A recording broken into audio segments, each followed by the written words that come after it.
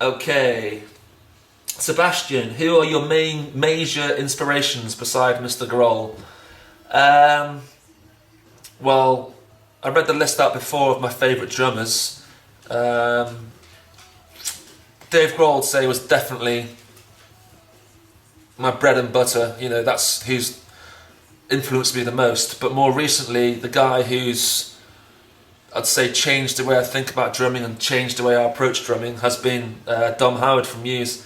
Because he's such a fantastic player, he's very, very musical, and his fills are complicated and sound big. And so yeah, I'd say Dave Grohl and Dom. Okay, Dan, how much does your kit cost roughly? Cymbals, stands, drums. Because I've been thinking of getting a good kit and I want to know roughly how much I'm looking at. My drum kit cost £7,000, which is a hell of a lot of money. But that's the top of the range stuff. I mean, my cymbal stands will last forever, the drums will last forever. The only things which I have to replace are sticks, skins, and when I crack cymbals, that's it. So if you pay a lot of money for a drum kit, it will last, so you don't have to buy another one.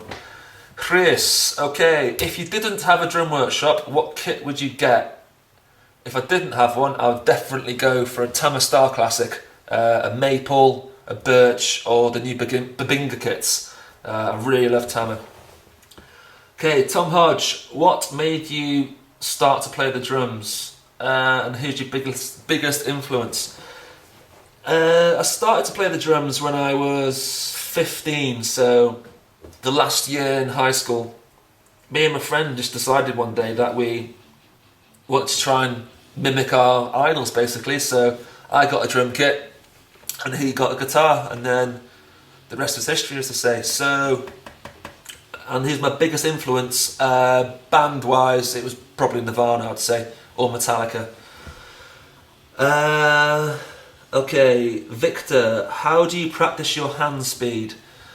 A good way to practice hand speed is to have a metronome, a click in your ear, and start at low tempos, and just make sure that every hit is clean, and then gradually turn the speed of the metronome up. So just make sure that with speed, it's not about physically doing that, it's about making sure that every stroke is clean and it's heard. It's better to be mediumly paced and sounding good than trying to be too fast and it's sounding really, really messy. Okay, Chris, how does one get started doing drum covers? Good question. First thing you need is a drum kit. Pretty obvious. But I'd say to try and get noticed and try and stand out on YouTube, I'd definitely invest in some drum microphones. A mixer as well, which you can plug into your computer. Try and get a camera as well. If you can get 2 cameras, that's fantastic, so you can show the viewer more angles of what you're doing rather than just being one solid video. And even if you do have one video, record yourself once and then record yourself from a different angle again, and then just edit it so it looks like you've got 2 angles. So yeah, that's pretty much it. Okay, James Glover, favourite Muse song in general? I really like Nights of Sidonia. When you're in the mood to listen to that song, the finale is just brilliant. I really like Newborn live is fantastic. Stockholm Syndrome again is fantastic live. Yeah, so that's it. Hysteria is a good song. Exopolitics I really like. Assassin, Supermassive Black Hole. So that's it. Okay, Timer, sorry. What's your best tip for beginning drummers apart from the well-known practice like hell? The best tip I can give you is to, rather than practice things that you don't necessarily find interesting, maybe try and practice things that do inspire you and want you to learn more. That can be done in several ways. You can look at patterns, or you can look at different drummers. And what I did was just listen to songs. I learned so much from listening to songs and dissecting it and realising what they did. So yeah, just practice what interests you, I'd say, is the best thing to do. Tulio, do you play any other instruments? I can play a little bit of guitar. but my friends say I'm really rubbish at it. Coddy, which Nirvana song is your favourite and why? That's a really hard question because I like a lot of Nirvana songs. It sounds really cliche, but the first Nirvana song you hear, Smells Like Teen Spirit, is the song which, makes you become an avid fan of them. So Teen Spirit, I'd say, is pretty important. I really like Breed. I think that's a really good song. Drain You as well is a fantastic song. So it's hard to pinpoint one, I'd say. Right, Andrew. All right, dude, how you doing? Explain your band life and the pros and cons of it. I went to university in 2004, so I think I was 19. That's when I got into my first proper band. Throughout my university career, I was playing gigs once a week, twice a week sometimes even. So that's how I got started, and then when I finished university I then got into a sort of major band. We released a single into the charts and played in some pretty big places. So I did that for about 18 months. I then joined my last band, who I was with for a year, I think. Played with some pretty big bands, played with 80s Matchbox Being a Disaster, which was a really good gig. Played with 9 Black Alps from Manchester. So the pros and cons. The pros from being in bands is you get to meet new people. Playing live is a really good experience because you have one attempt of playing the song. You have to get it right the first time. It's good to put pressure on yourself. The cons from being in bands are it can be quite expensive. You might not necessarily get on with the people in the band, which can be a pain. Travel expenses, is a lot of money to drive to big cities to be able to play in these places, but I definitely recommend that everyone bees in the band, even if it's playing in your local pub or bar or whatever. It's really cool to be able to play in front of an audience and get their reaction. That's my dog. Okay, Loiki, hey Ben, I just wanted to know, do I like bananas? Yeah, they're alright.